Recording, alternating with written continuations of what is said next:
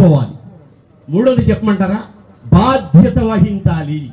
ఈ మూడు లేకపోతే కుటుంబంలో ఎన్ని కష్టాలు పడినా, ఎంత డబ్బు సంపాదించినా అంతా వృధా అయిపోతుంది. మొదట ఏం చేయాలి? అర్థం చేసుకోవాలి. ఒకరినొకరు అర్థం చేసుకోవాలి. మంచి మనస్సు కలిగి, మనసే ఉండదంటండి. మనసాక్షి లేనోడికి మనసు ఉండదు. భార్యకు ముళ్ళు దిగినే బాధపడ్డంట. భర్తకి ఏదైనా దెబ్బ తగిలిన భర్త లేటుకు వస్తున్న ప్రభువానికి స్తోత్రం అని ప్రార్థన చేయదంట. మరి ఇదేం క్రైస్తవ విధానమో తెలియదు. భయభక్తులతో ఎదురు చూసి ప్రార్థన చేస్తూ నా భర్త క్షేమముగా ఎదురు రావాలి అని ఎదురు చూడాలి. దేవునికి స్తోత్రం. ఎన్ని మాటలు చెప్పినా వారిలో ఉండాలి, వారి జీన్లో ఉండాలి, వారి బాడీలో ఉండాలి, వారి రక్త కణాల్లో ఉండాలి, వారి ఎముకల్లో జీర్ణించుకుపోయి ఉండాలి ఆ మాటలు. దేవునికి స్తోత్రం. ఎన్ని మాటలు చెప్పినా ఏం ఉపయోగం అండి? ఎలుగుతోలు తెచ్చి అందాక ఉప్పినా నలుపు నలుపే గాని తెలుపు రాదంట.